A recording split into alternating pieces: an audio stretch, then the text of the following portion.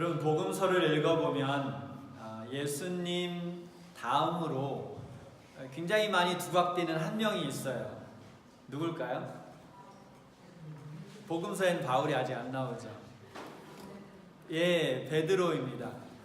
어떤 사건이 일어날 때마다 나서서 말을 하고 또 행동을 하는 한 사람이 있다면 그 사람이 바로 베드로였습니다. 마태복음 14장에 보면 예수님께서 제자들을 먼저 배를 태워서 호수 건너편으로 보냅니다. 근데 그들이 한밤중에 호수 가운데 있을 때 예수님께서 무리를 걸어서 제자들에게 가니까 제자들이 어떻게 됐습니까? 깜짝 놀랐어요. 무서워하고. 그때 예수님께서 본인을 소개하시자 누가 나섭니까? 네, 베드로가 나서서 주님이시거든 나를 명하여 무리를 건너오게 하소서. 그러니까 오라 하니까 베드로가 어떻게 했어요?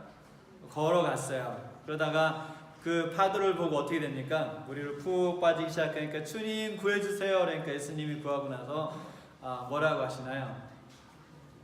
믿음이 적은 자여 왜 무서워하느냐? 그 다음에 마태복음 16장에 가면 예수님께서 제자들에게 질문을 하십니다. 사람들이 나를 누구라 하느냐? 라고 질문을 하니까 제자들이 대답을 하죠. 그쵸? 누구라고 하고 누구라고 대답을 하니까 이제 예수님이 두 번째 질문을 합니다. 그러면 너희는 나를 누구라 하느냐? 그러니까 누가 나서요? 예, 베드로가 또 나서가지고 주는 그리스도시요 살아계신 하나님의 아들이시니이다.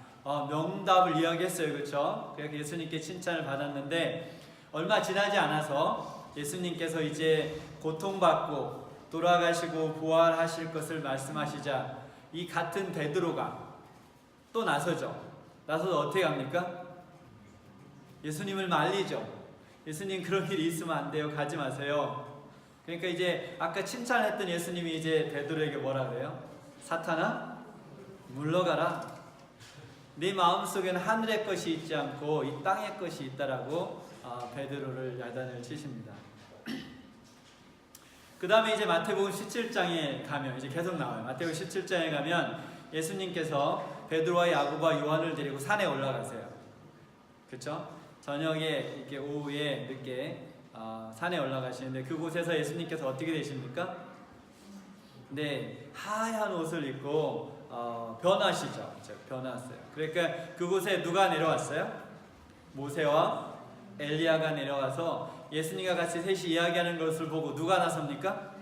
네, 베드로가 다시 나서요. 그러니까 예수님 여기 있는 게 너무 좋습니다.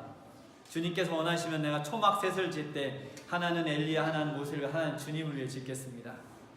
근데 지금 베드로는 무엇을 이해 못하고 있냐면 예수님께서 영광을 받으시기 전에 먼저 십자가의 고난의 길을 가셔야 되는 것을 역시 여전히 베드로는 이해하지 못하고 있어요. 그 다음날 아침에 이제 내려옵니다. 그렇죠? 내려오고 이제 귀신 들렸던 아이를 고치고 나서 그들이 이제 가버나움으로 돌아가요. 가버나움으로 돌아갔을 때 베드로에게 성전세를 받는 사람이 베드로에게 질문을 합니다. 너희 선생님이 성전세를 내니 안 내니? 이것은 모세의 법에 따라서 이 성전세를 내야 됐는데 누구는 면제를 받았냐면 레위인과 제사장과 선지자들은 성전세를 내지 않았습니다. 그러면 베드로가 뭐라고 했냐면 내요 라고 대답했잖아요. 그렇죠? 그 말은 예수님이 선지자가 아니라는 거죠. 그렇죠? 그래서 사실 베드로는 거기에 어떤 대답도 하지 않는 것이 가장 유익한 대답이었을 텐데 역시 뭔가 이렇게 활발한 에너지를 통해서 뭔가를 발산해야 되는 베드로는 그곳에서도 예 라고 대답을 하고 어제 가버나움 집으로 돌아오자 예수님께서 뭐라고 하시나요? 야, 왕이 세금을 거둘 때 낯선 자에게 걷니 아들에게 걷니? 그러니까 베드로가 뭐라고 합니까? 아들에게 걷죠. 그럼 아들도 세금을 내니? 아니요. 예수님이 누굽니까? 하나님의 아들인데 성전세를 낼 이유가 없겠죠. 그러나 그들을 거슬지 않기 위해서 이제 물고기를 잡아서 성전세를 내는 모습을 봅니다. 그 다음에 이제 마태복음 18장에 가면 베드로가 또 나섭니다. 예수님, 내가 형제가 나에게 잘못하면 몇 번을 용서해야 될까요? 7번 하면 될까요? 이때 베드로는 무엇을 기대했겠습니까? 뭔가 칭찬을 받고 나머지 제자들에게 와 이래야 될 것 같은데 예수님이 뭐라 그래요? 이제 쉬운 시작만 하면 너 지금 장난하니? 7번? 뭐라 그랬어요 예수님께서? 이름없이 7번을 하라고 했습니다. 거기서 베드로의 이야기는 끝나지 않죠. 시간이 지나서 이제 예수님께서 제자들과 최후의 만찬을 가지십니다.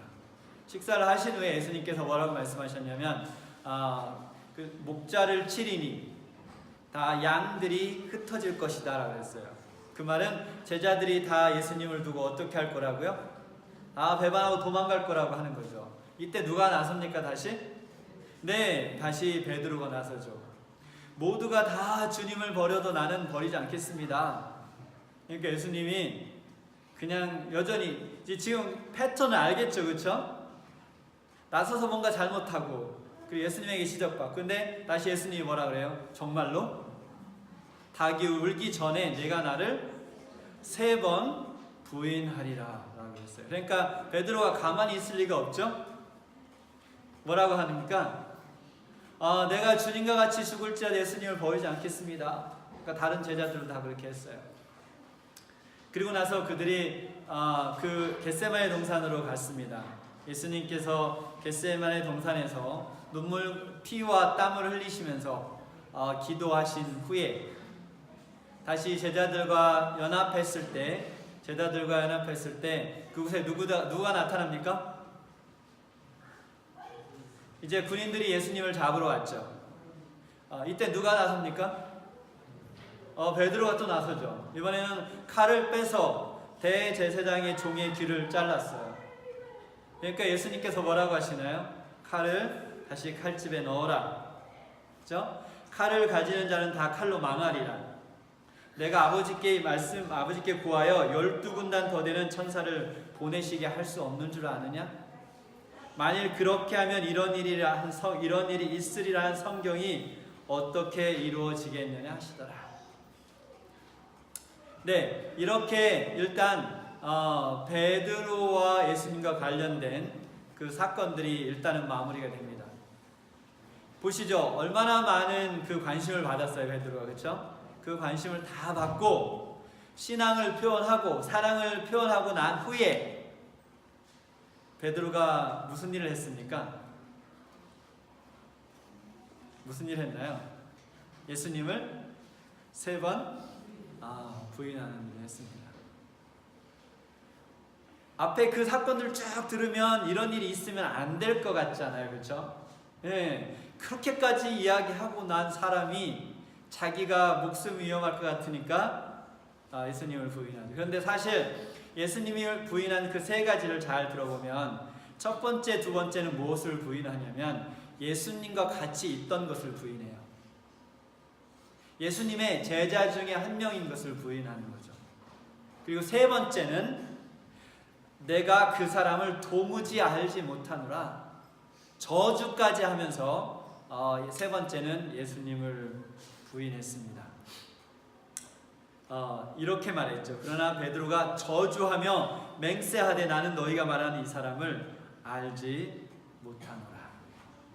근데 복음서 저자 중에 누가복음은 무엇을 기록했냐면 그때 베드로가 3번째 예수님을 알지 못하노라고 부인할 때 예수님께서 베드로를 돌아서 쳐다보았다고 기록하고 있습니다. 이게 나중에 중요한 사건이 됩니다. 그래서 제가 말씀을 드렸고요. 이렇게 베드로의 풍성한 이야기를 듣고 또 베드로가 배반한 이야기를 듣고 나니까 여러분 마음속에 떠오르는 어떤 표현이 있습니까? 어떤 용어라고 할 수 있을까요? 관심병. 베드로가 뭐가 있는 것 같아요? 네, 관심병이 있어요. 관심병. 사실 베드로가 어떤 가정 환경 속에서 자라났는지 우리는 알지 못해요. 그러나 베드로의 행동을 잘 살펴보면 베드로가 자라면서 무엇을 받지 못한 것을 알 수 있어요. 예, 사랑을 그렇게 많이 받고 크지 못했다는 것을 알 수 있습니다. 어쩌면 그냥 그 부모에게 버려져서 자랐을지도 모르겠어요. 어쨌든 그의 마음속엔 뭐가 없었냐면 진실한 사랑이 담겨져 있지 않았고, 그렇기 때문에 진실한 사랑을 표현할 수 있는 기능이 결여되어 있었습니다. 베드로가 예수님을 사랑했을까요? 네, 사랑했습니다. 그리고 진심으로 사랑했어요. 진심으로 사랑했는데 베드로가 한 가지 이해 못했던 것이 있습니다. 그것은 뭐냐면 관심을 받기 위해 했던 모든 행동과 진정한 사랑의 행위의 차이를 이해하지 못했어요. 무슨 말인지 이해되시나요? 아까 우리가 다루었던 베드로와 관련된 사건들을 보면 베드로는 그 모든 것들이 어떤 마음으로 했냐면 예수님을 사랑하는 마음으로 했어요. 그러나 베드로가 생각했던 사랑이 아니라 자기가 자라면서 받지 못한 그 마음속에 있는 빈 공간을 채우고 자기의 가치를 인정받기 위한 관심병의 증세였다는 것이죠. 그러나 그는 그것이 사랑의 행위라고 착각하고 있었습니다. 그는 예수님께 정서적으로 밀착되어 있었어요. 더 심하게 말하면 집착되어 있었고, 자기가 자라면서 채우지 못했던, 받지 못했던 그 마음의 빈 공간을 예수님께 관심을 받는 것으로 채우려고 했던 것입니다. 그가 했던 사랑의 행위라고 생각해서 했던 모든 행위들은 사실은 자기의 마음의 빈 곳을 채우기 위한 노력이었던 것이죠.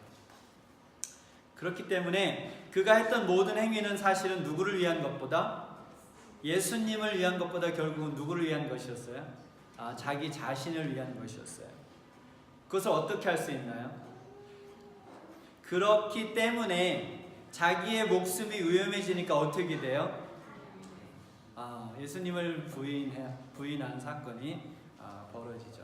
그러나 그가 예수님께 표현됐던 사랑이 진실되었고, 예수님의 그 진실된 사랑을 받아서 그 속에서 이것이 그를 변화시켰다면, 자기의 목숨이 위험한 순간에 예수님을 배반하지 않고 나도 예수님의 제자 중에 한 명이라고 앞으로 나갔을 거예요.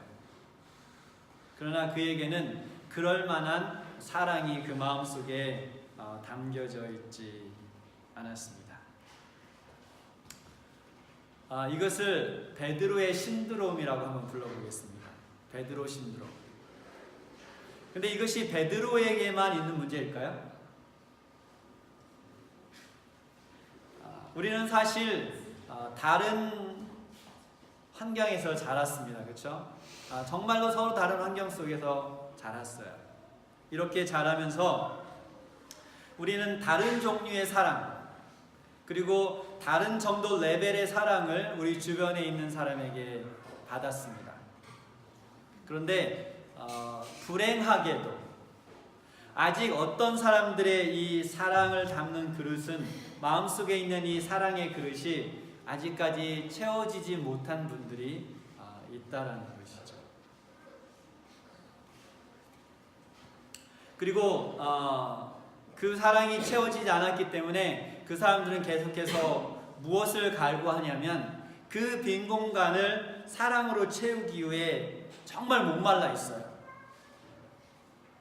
괜찮은 거죠, 그죠? 근데 좋은 거죠. 근데 뭐가 문제냐면 진실한 사랑을 받아서 그것을 돌려주는 것을 제대로 경험해보지 못했기 때문에, 그가 사랑을 갈구하는 그 행위가 사랑을 갈구하는 것이 아니라 자기의 이 빈 마음의 공간을 채우기 위한 관심병으로 나타난다는 것이죠.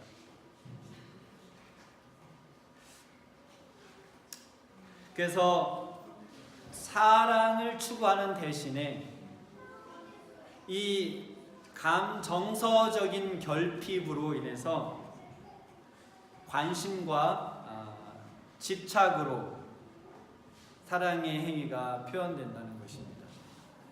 그런데 그들은 그것을 사랑이라고 오해하고 있죠. 이렇게 관심병이 있는 사람들의 증세가 있습니다. 그들은 이야기를 하면 그 이야기의 주인공이 돼야 돼요. 베드로처럼. 무슨 일이 벌어지든지 무슨 이야기를 하든지 어떤 사람들이 모이든지 그 이야기의 중심 속에 누가 있어야 돼요? 자기가 있어야 돼요.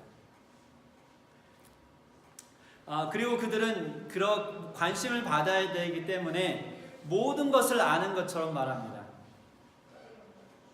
그리고 때때로는 거짓말도 하죠. 왜냐하면 어떤 수단을 써서든 내가 중요한 사람이라는 것을 느끼기 위해서 모든 대화 속에 그렇게 행동합니다.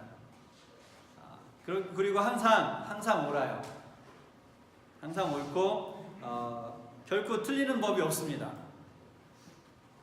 그리고 많은 불만을 토로하죠. 때때로는 자기 자신과 또 다른 사람을 학대합니다.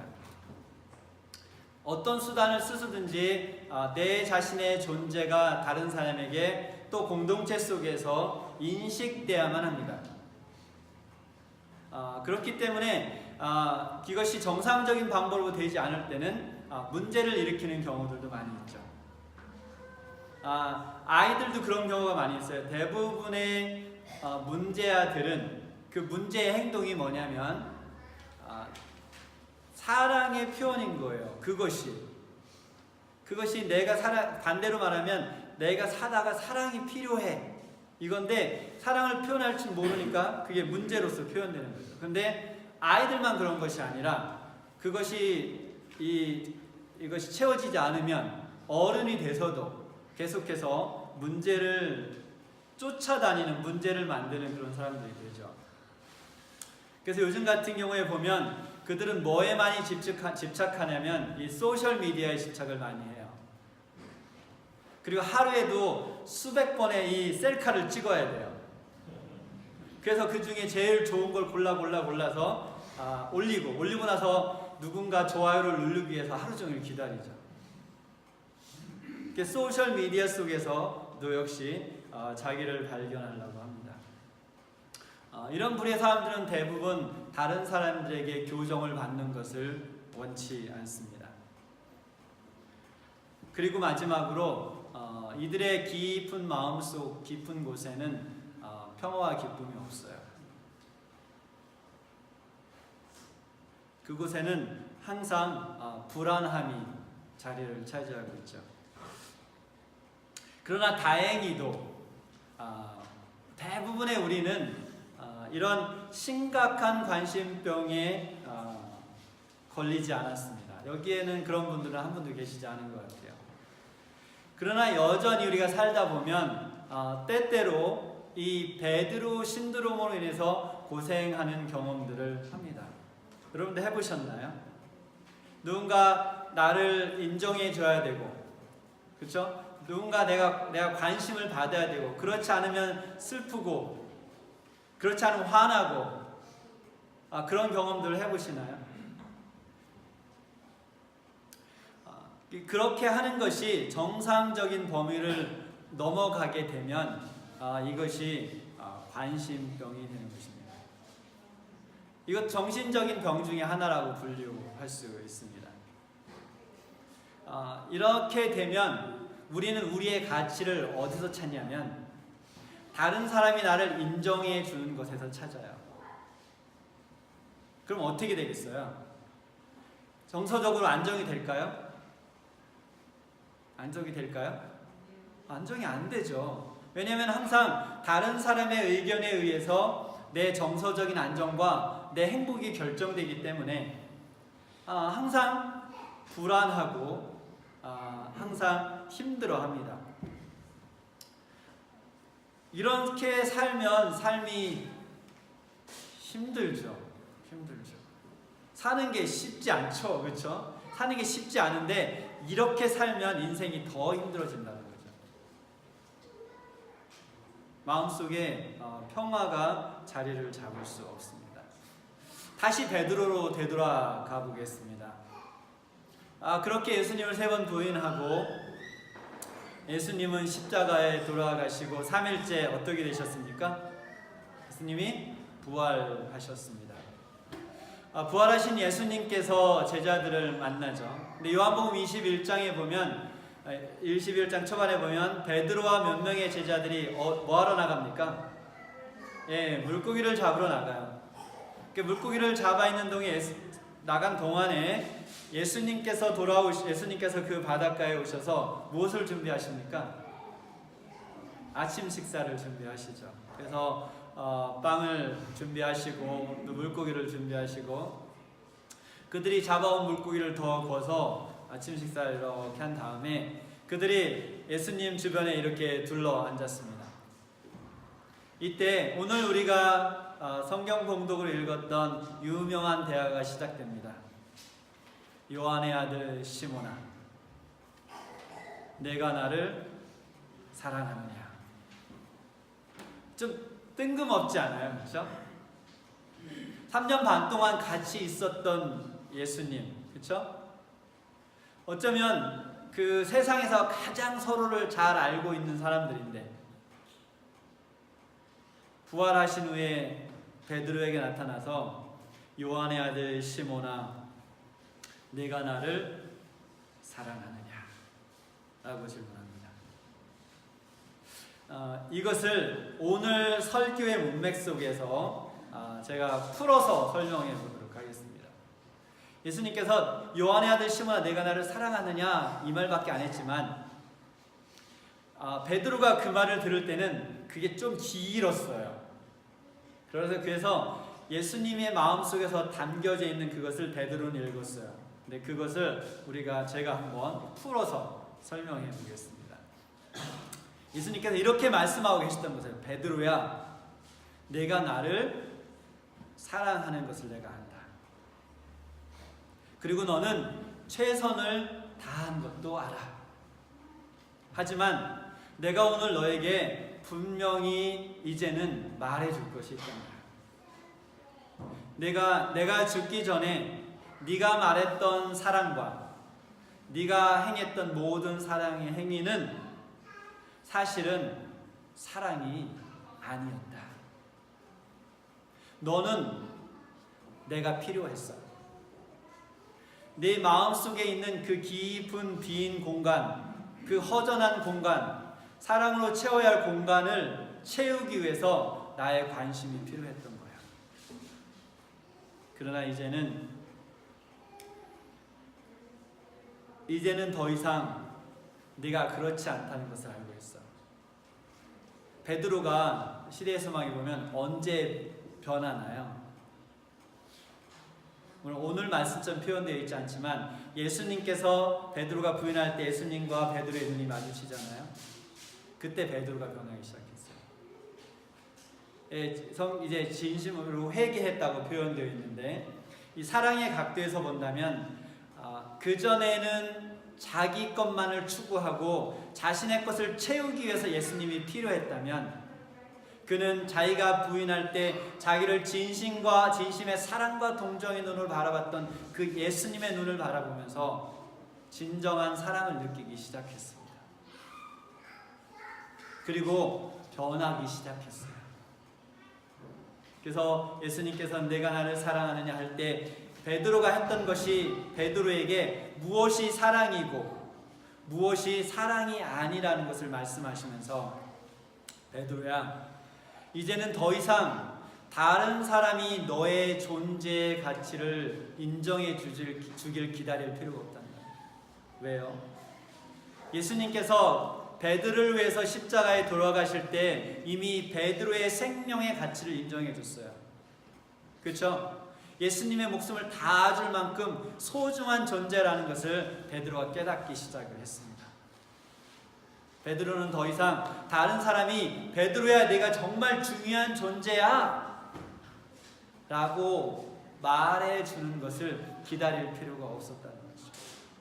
더 이상 불필요하게 다른 사람의 관심을 받기 위해서 노력할 필요도 이제 없단다 베드로야.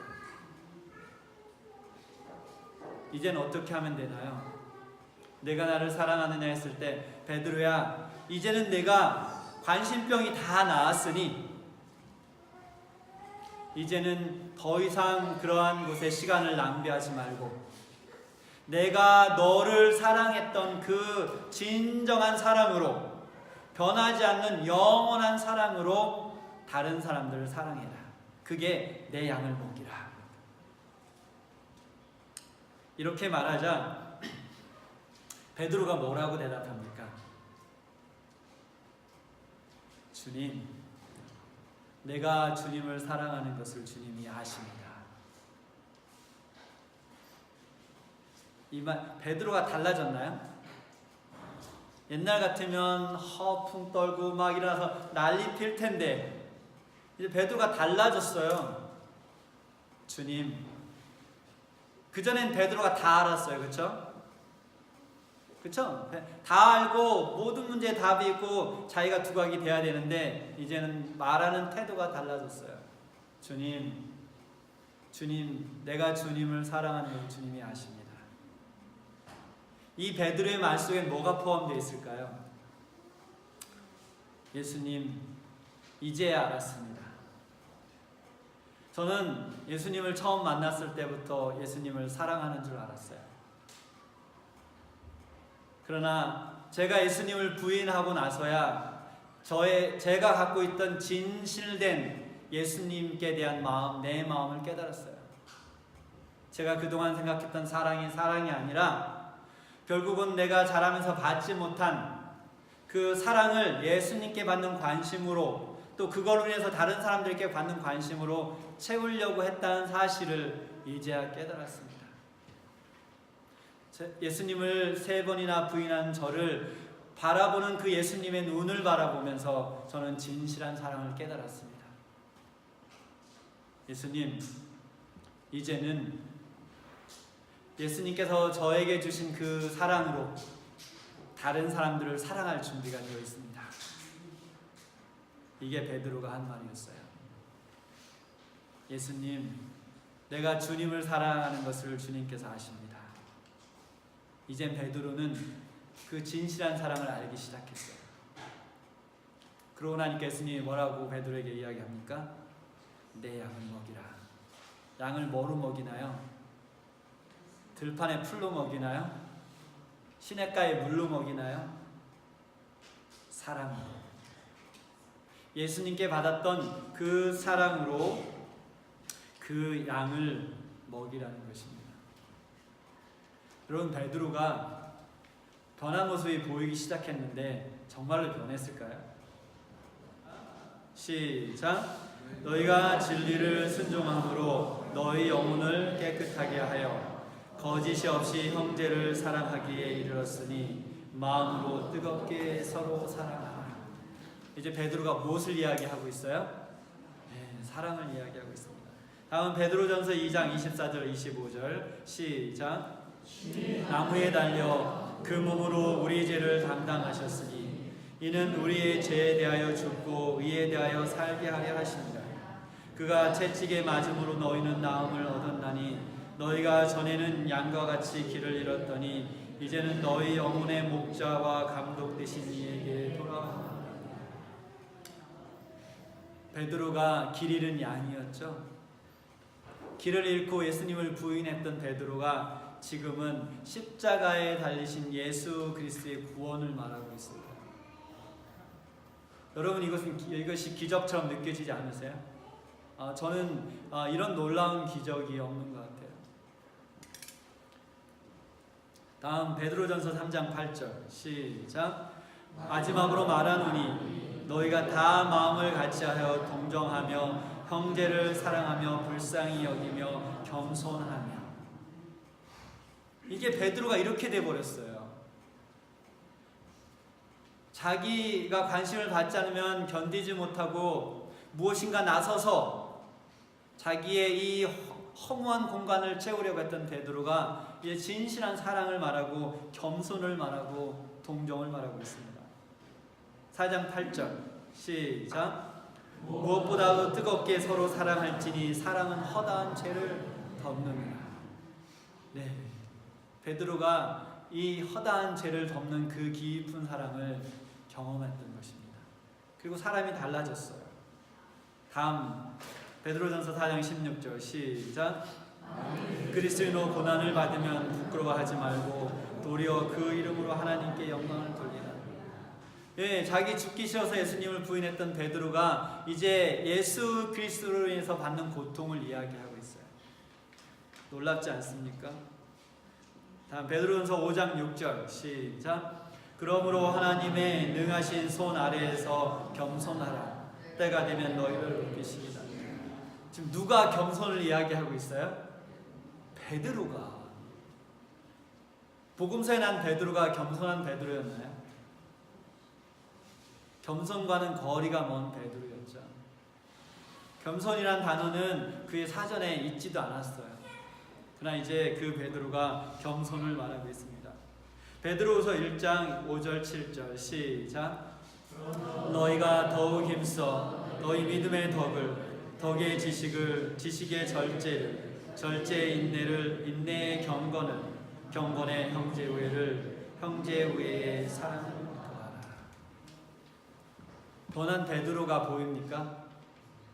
네, 베드로가 변했어요. 더 이상 관심병에 걸려있는 사람이 아니었습니다. 그는 이제 진실한 사랑으로 그 마음속이 가득 차 있는 하나님의 사랑하는 아들이고 종이었습니다. 여러분, 예수님이 필요하십니까? 아니면 예수님을 사랑하십니까? 우리 결혼하신 여러분들, 배우자가 필요합니까? 아니면 배우자를 사랑합니까? 우리 부모들이요, 자녀들이 필요합니까? 아니면 자녀들을 사랑합니까? 자녀들이요, 부모님이 필요합니까? 아니면 부모님을 사랑합니까? 제가 목회를 하면서 만났던 관심병에 걸렸던 두 사람의 이야기를 좀 나누고 말씀을 마치도록 하겠습니다. 한 사람은 목사님이셨어요. 목사님이셨는데 관심병이 심하게 걸리신 목사님이셨어요. 몇 년 전에 근데 목회를 잘 마치고 은퇴를 하셨어요. 근데 이 목사님의 특징 중에 하나는 부목사가 교인의 관심을 더 받으면 참지를 못했어요. 그래서 부목사들을 엄청 괴롭혔습니다. 그래서 그분이 목회하시는 동안 꽤 많은 부목사들을 목회를 그만두게 했어요. 너무 괴롭혀서. 그런데 그분뿐만이 아니라 사실은 많은 사람들이 고통을 받았죠. 근데 한 가지 잘 알려지지 않은 사실이 있어요. 그것은 뭐냐면 그분의 마음속에는 평화가 없었어요. 그랬죠? 시작할 때 관심병에 걸려있으면 마음속에 평화가 없어요. 마음이 항상 불안하죠. 두 번째 분은 교인 중에 한 명이었습니다. 몇 개 교회를 거쳤는데 이제 그 중에 한 교회에 교인이었는데 결혼을 했고 아이는 없는 여자분이었어요. 근데 이 분은 이 모든 그 불평 불만의 허브였어요. 불평 불만 그 이제 험담의 허브였어요. 그래서 여기서 모든 것이 발생되고 교회 전체로 파산되었습니다. 이렇게 쫙 퍼져나갔어요. 특별히 초신자들이 타겟이 많이 됐어요. 새로운 교인이 오면 그들을 붙잡고 이제 그 불평 불만과 이 가십의 허브 속으로 새로운 교인을 끌어들이기 위해 굉장히 노력을 했어요. 그래서 장로님들과 제가 그리스도의 사랑으로 그녀를 돕기 위해 엄청나게 많이 노력을 했습니다. 근데 불행하게도 그녀의 마음속에는 아직 진실된 사랑을 받아들일 준비가 되어 있지 않았어요. 그래서 저는 그분이 관심병을 고치지 못한 것을 보고 교회를 떠났습니다. 여러분, 제가 시작할 때 말씀드렸듯이 우리 모두는 정도는 다르지만 이 관심병으로 고생하고 있어요. 그리고 우리의 가치를 누군가에게 인정받기 위해 부단히 노력하고 있다는 것이죠. 힘들지 않으세요? 힘들죠. 그래서 오늘 예수님께서 우리에게 이 복음의 메시지를 주시는 겁니다. 이제 그만하십시오. 그렇죠? 네, 이제 그만하세요. 그리고 그 자리를 예수님의 진실된 사랑으로 가득 채우시기 바랍니다.